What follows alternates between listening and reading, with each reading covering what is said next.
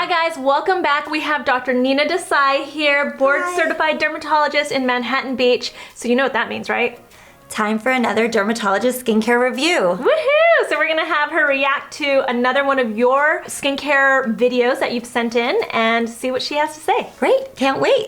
All right, so today we're gonna look at Danielle. She's 22 years old. Okay. She actually did not reach out saying she had any actual skin issues. Okay. She really just sent us her skincare routine, but we emailed her back and she did say that she's dealing with like hormonal acne that's kind of associated with her cycle. Got it. But besides that, she seems like she's more interested in seeing what we have to say about her routine. Wonderful. But I think it's, you know, it's obviously always connected a little bit too. Absolutely. Hormonal acne is one of my favorite things to talk about and to treat. It's more common than you would think. All right, so let's take a look. Hi, I'm Danielle, and I'm ready for mixed makeup to review my skincare routine.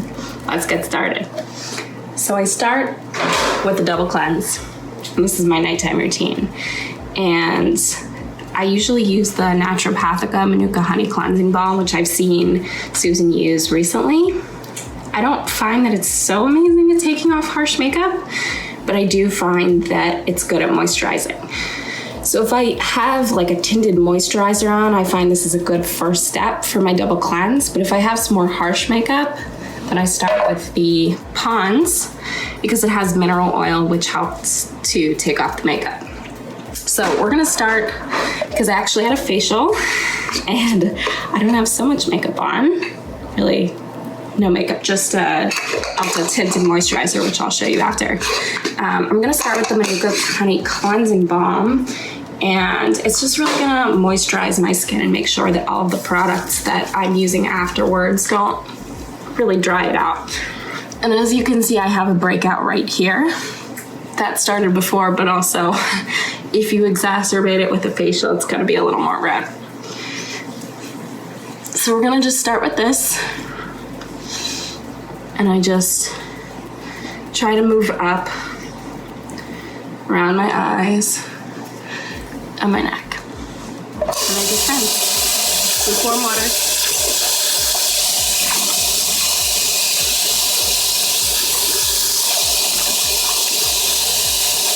First off, I'm gonna say I'm very proud. I feel like Danielle is a student of mine. One thing I'll point out before I have you talk about the ingredients with her skin type, the MANUKA Honey Cleanser, it isn't as strong, you guys. It's actually, I feel like it is more of like a very gentle cleanser. It is very moisturizing. It has a lot of oils in it. Yes. And I do find that it's not always necessarily something that takes like your waterproof makeup off and everything. But I will point out, what I do notice sometimes is that people don't emulsify their cleansing balms. So all that is just, you know, she definitely, like, I love that she's working it up and massaging it gently and stuff like that. But then you take a little bit of water and you emulsify it, and that's where it turns that milky white. And then you actually still rub it in another time. And that's gonna help really start to get it working and then actually come off your skin. Yeah, so I love the way she's doing her cleanse. My only issue is that with acne prone skin or red skin that can be a little bit inflamed, you must be super careful with the essential oils because, you know, several of them can be kind of irritating to the skin. So it really is one of those case-by-case basis to see if this product is gonna make you more irritated or not. For her, if she's doing, and we're about to see what she does for the second step of her cleanse, if she does that double cleanse and she, you know, gets that oily layer off the top of her skin, then it's something she would be able to continue using. So she said that when she does have the harsher makeup, she uses that other one by Pond's. One of the things that I noted about that Pond's one is it actually works really, really well, but it does have a strong fragrance, a synthetic fragrance. What do you think about that, since you were talking about the essential oils? Yeah, again, it's all about irritation of the skin. So the fragrance can be really irritating to skin. And this sort of sensitive skin, and she pointed out an area where she had the breakout, she's had a facial, it's been manipulated, she's definitely gonna be more sensitive to irritation. So anything that has fragrance to it can dry out the skin, and it can definitely irritate sensitive skin. So then let's see how she's cleansing her skin for the second cleanse. Perfect. I like to use the second cleanse, which is ROCHE-POSAY. This is a foaming cleanser, but it doesn't strip my skin, so I find I really like this. So I just add like a big pump like this, and then I kind of put it in the water to foam it, kind of get it to lather, but it's not like too much product on my face.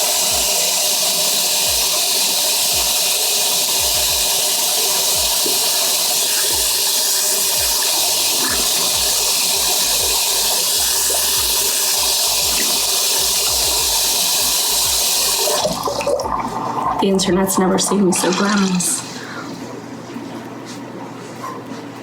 Always patting, never rubbing. Oh, Danielle, you are a girl after my own heart. She really watches the videos and Yeah. she's learned a lot. All right, so she's using a foaming cleanser. I know she was saying it doesn't strip her skin and stuff because she's heard Yeah. me talk about Yeah. foaming cleansers and being kind of anti. I'm coming around a little bit, but what are your thoughts on it? It's actually what's in the cleanser, and this is a very gentle cleanser, so I'm okay with her using this cleanser. I don't think it's gonna strip her skin. Some individuals like that foaming sensation, and I think it's more about the feel than anything else. So do you think that that's enough to cleanse off the oil? I do. Okay, one thing that I will point out though to you, Danielle, is I do think you'll get more benefit from, and I realize you're also doing this for a video, so it's like we're watching you and stuff like that, and what you do at home when you don't have something filming you, you don't have a camera filming you, could be different.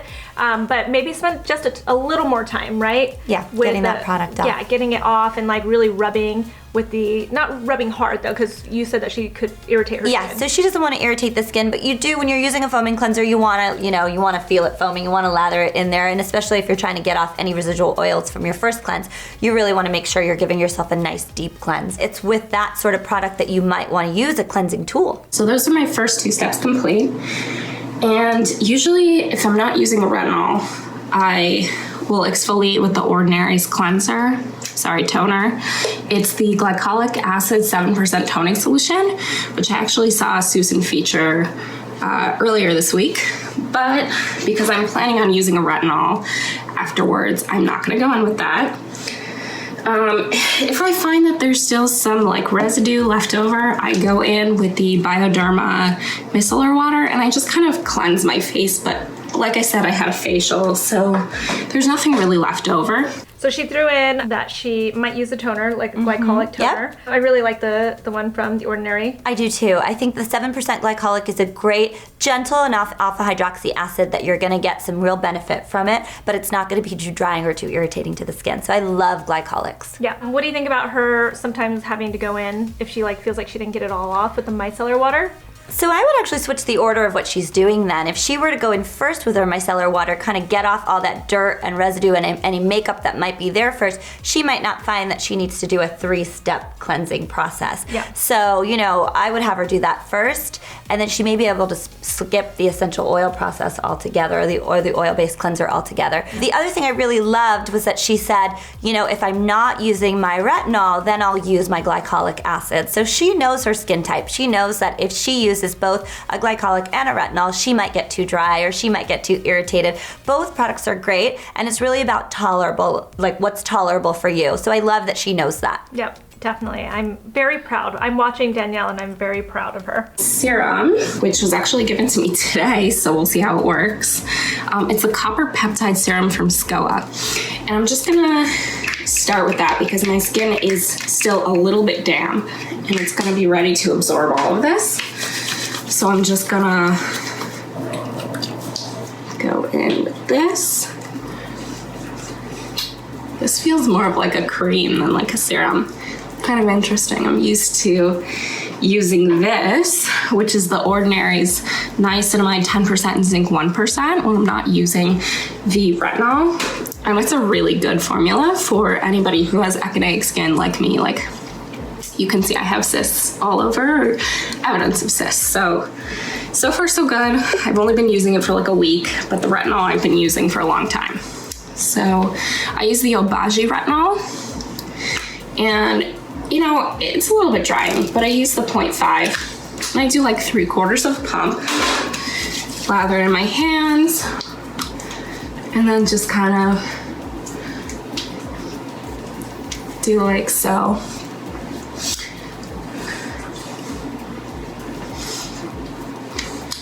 Okay.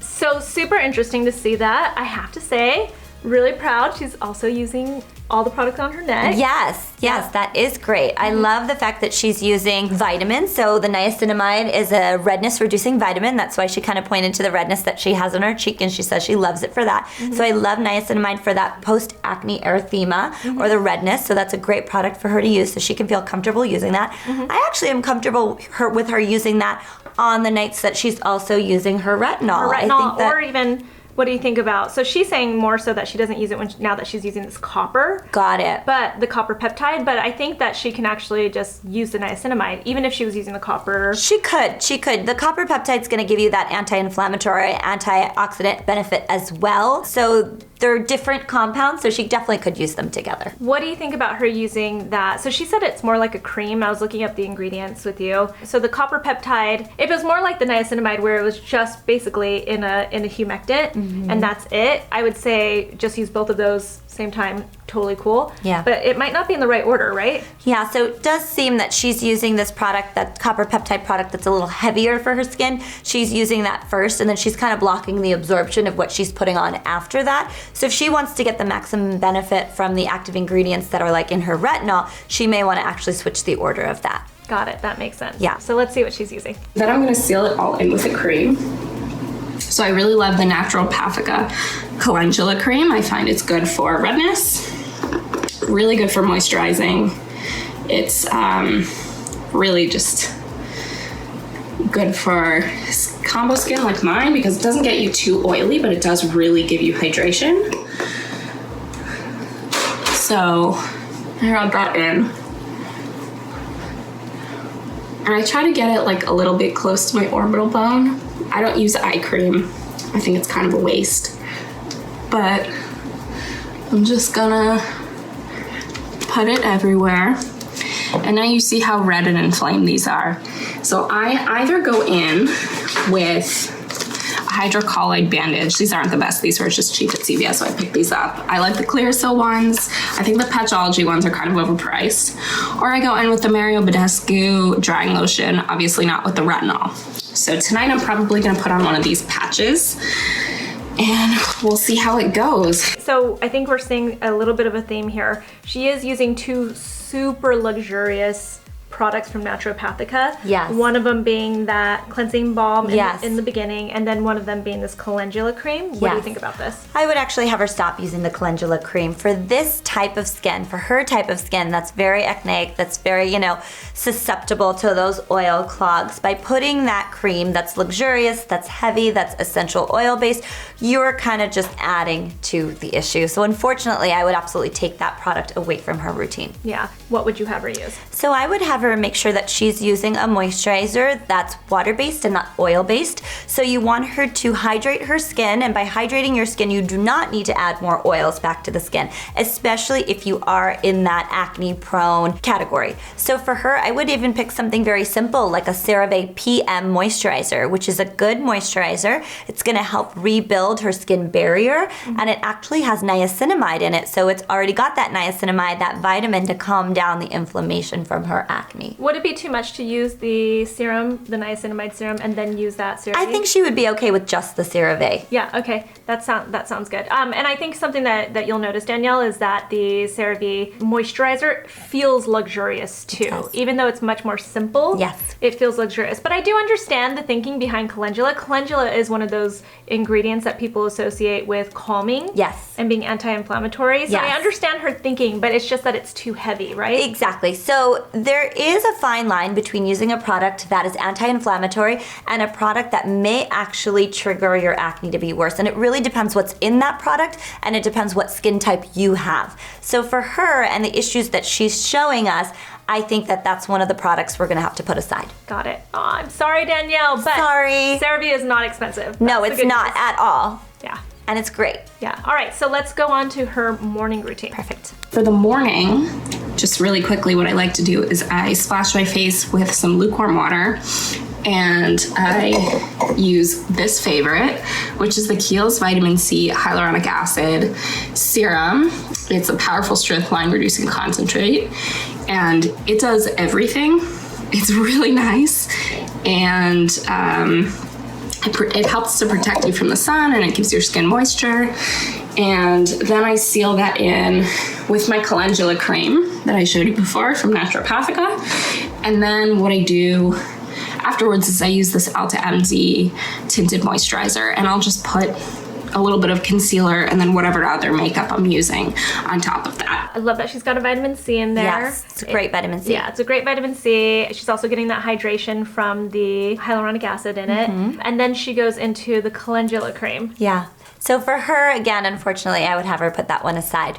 Okay. Yeah. Would you actually have her put on any kind of moisturizer, considering that she's going to put that ELTA MD on? So it really depends on if she feels dry in the morning and if she gets oily throughout the day. So if she feels dry in the morning, then yes, I would have her use a lightweight moisturizer. If, you know, she wakes up and she's like, I don't feel dry at all, then, you know, she could kind of reserve that moisturizer for the evening. It really is, again, an individual case-by-case basis. But if she's going to pick a moisturizer for the morning, it's going to be an oil-free moisturizer. Got it. And we're okay that she's not cleansing her face, she's just splashing it. I've said this to people. Sometimes I feel like we overstrip our skin, right? Yeah. So the morning is one of those times where if you've done a good job at night and you've gone to bed with a clean palette and you've, you know, really used your serums and your active ingredients at night, you've repaired your skin at night. You don't have too much to take off your face in the morning. So the morning is one of those times where very gentle, very light cleanse is definitely okay. What do you think about the ELTA MD? Love ELTA MD. One of my favorite skincare lines in terms of the sunscreens that they offer. And they have a lot of different varieties. They have tinted, they have non-tinted. One of my favorites for her skin type actually is the ELTA MD Clear because it has the niacinamide in it. The Clear is for acne prone skin. It's an SPF of 46. It's really light, it goes on easily. It's moisturizing enough for some. So the tinted, they make a tinted as well. So she's got a great line there. Got it. Awesome. Good job, Danielle. Yeah. Let's see what else. I think that just about covers it. Oh, one more thing. I'm gonna start trying out this Laneige sleeping mask because I've been using Vaseline and it wasn't quite doing much. So I'm gonna try this out, see how it works. I have high hopes, it got great reviews. And I also always put on a cuticle oil because my cuticles are super, super dry. So I like to use almond oil in one of those pens. It makes it easy. And then I seal it in with a hand cream. Because I was once told by a manicurist that the oil is like the serum and you have to kind of seal it in with that thick cream. So I hope you enjoyed. Please tell me what I'm doing right, what I'm doing wrong. Very excited. Thanks. Bye. We had to rewind that because Danielle was over here like, I was like beaming, like this is one of my girls. And then she threw in the Vaseline. I know. And so we were like, wait a second, Danielle, are you using Vaseline? Were you using Vaseline as a sleeping mask, like on your skin, on top of your skin to seal everything in? And so we went back in, we had to make sure this is the Laneige sleeping mask, not the lip one. And it sounds like, and Danielle, you can always comment below too and let us know if we were wrong, but it sounds like she was doing the old school technique of putting Vaseline on her skin to go to sleep. Yes, yes, that's one of those things that, you know, you hear your moms or your mom's friends tell you that they used to do and they never had a problem with and whatnot. But I would not recommend that for anybody at this point. Yeah, anybody. And you know, just like with the coconut oil and all that stuff, there are those people that can handle anything, right? True. Yes, there are. Yeah. But most of us are not like that. Yeah. So and be careful. It's a true occlusive. Like I feel like if it's petrolatum. Yeah. And it does actually moisturize that top layer of your skin, but that's it. It's not going to sink down. It's not going to do anything good for your skin. Yeah. The only times it may be beneficial in a small area if you have a wound that you're trying to heal and you want to keep it sealed, that sort of thing, but never to put all over your face as like a healing or a sleeping mask for your face. Especially not on a regular basis. No, absolutely not. Maybe absolutely on the lips. Maybe on the lips? On the lips for sure. Yeah. Not on the face. Yeah. So Danielle, cut that. Let's actually talk about the Laneige sleeping mask though. I really like Laneige products. I don't think she needs this though. What do you think? I don't think so either. I think, you know, with the treatment of her acne, with the moisturizers that she's using, you know, she should do very well. And we want to treat that acne. We want to calm down the redness, calm down the inflammation. We don't want to occlude too much. We don't want to create any issues by putting something that's going to be too occlusive on her skin. What I see with Danielle is just like some of the stuff, I see this a lot with like a lot of my girlfriends and stuff. You just love product, right? Like she's definitely like a true skincare junkie and loves the product and stuff like that. But that doesn't mean that every product is right for you. For sure. Right? Yeah. Every individual person has to have an individual skincare routine. And I really love to kind of make sure that you're using what's right for you so you get the best skin that you possibly can have. Yeah. All right. So let's go back through her routine. Let's start with the morning and then go into the night. Anything that we would change, add, any of that kind of stuff. Okay. So in the morning, she just rinses off her face. We think that's totally fine because she seems to do a great cleanse at night. And then then she goes in with the vitamin C. Yep. Totally cool. Totally cool. Love the vitamin C. Okay. We're gonna stop with the moisturizer that she's been using in the morning, the calendula cream. So she's gonna pick an oil-free moisturizer that she can use in the morning, and she'll do that, you know, after she does her vitamin C. Got it. Okay, and then you're good with the ELTA MD. Love it. Absolutely love it. Great job. Okay, so then let's go into her nighttime routine. So we're okay with her using a cleansing balm as long as she's going to truly get it off. Yes. With her second cleanse, which it looks like she's using a good cleanser for her second cleanse. Yes, La Roche-Posay is a great cleanser, and I think it does a great job of, you know, getting everything off your face without stripping your face of its natural oils, so it shouldn't make you feel too dry or too irritated. Perfect. And on the nights that she's not using her retinoid, she's using a glycolic acid toner, which we think is great. Love it, yes. What do you think about her using it, like, let's say she uses the retinol like every other night, and then on the off nights then using the glycolic toner? I will do that with patients all the time. I'll give them their retinoid, or if they're on a prescription strength Retin-A, to use several times a week, and in the in-between nights I'll give them something lighter, and a glycolic is a great alternative to use. I personally think that she can go ahead and continue using her niacinamide, even if she's going to use her retinol, right? I agree. The niacinamide is a great vitamin that helps calm down redness. I would absolutely have her continue using that. So would you use that before the retinol or after the retinol? So the niacinamide is light, and the retinoid can be a little bit drying, so she can actually use her niacinamide first. It's not going to block too much of the absorption of the retinoid, because she's definitely getting a little bit of that sloughing from the Obagi that she has. Got it. All right. And then obviously the Obagi is great. Obagi is great. What do you think of her using the 0.5? If she's getting dry from the 0.5 and she can't use it every night, I would have her stay there. You know, it really depends on tolerance. There's so many different strengths of retinoids, Retin-A, prescription strengths, over the counter, lots of different strengths of the different ones as well. And it really is based on your individual tolerance. Got it. And then what about that copper peptide that she's using? Yeah. So copper peptide's totally fine to use. She's gonna get some anti-inflammatory and some antioxidant benefits of it.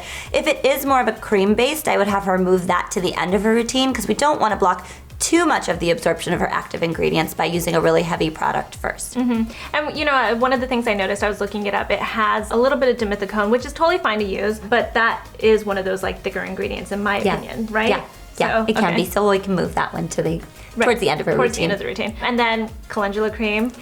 We're gonna get rid of that one. Yeah, that's one thing that we have to get rid of. Maybe give it to mom. That might be great. You know, put it aside. You know, I hate to say throw it away. There could be somebody in the family who could use it, so you should just put it aside for somebody else. Yeah, and then moving it to more of like a CeraVe PM. Yeah, moving it to a lighter moisturizer, something maybe with the niacinamide already built into it is gonna be a great option for her. Perfect. Well, that was Danielle's skincare routine. I was so proud watching her though. She's doing a great job. I mean, I was like, hello. She watches our videos, definitely. And I think overall she did a really great job. Yeah. And I absolutely love that she actually showed us how she was using the products and stuff too. That really kind of added to it. Yes, absolutely. Because you know, you want to know that you're using them correctly, using the right amount. So great job, Danielle. Well, thank you so much for sending in your routine. Dr. Desai, always a pleasure to have you on the show. Thank you. That is always so awesome. Thank you. It's so much of a pleasure to be here. Thank you for having me. Yeah, of course. We'll obviously have Dr. Desai back. If you guys want to send in your skincare routine and ask us any questions that you have about your skincare issues or anything like that, you can find all of the information to submit your video in the description box below. I'll also leave Dr. Desai's information so you can find her if you're in the area to just look you up, right? Yeah. Thanks so much for watching, you guys. You can find us on Instagram. We also have a private Facebook group called Beauty and Wellness Questions Answered. You can find the link below in the description box, and we'll talk to you guys soon. Bye. Bye.